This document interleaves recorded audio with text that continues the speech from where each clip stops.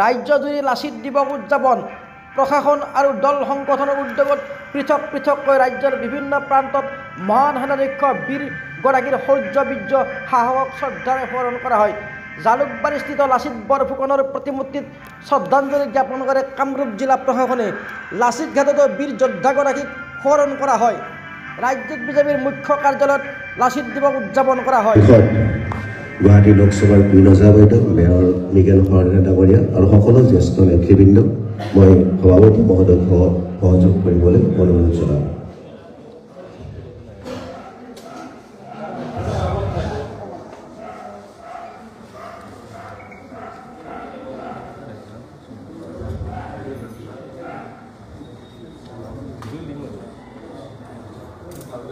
भारत माता की जय।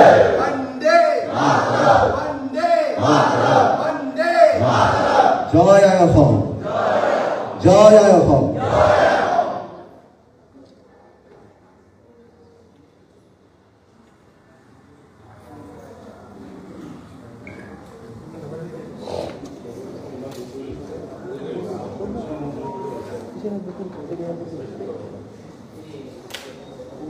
এগুলো ছাকিয়েছে।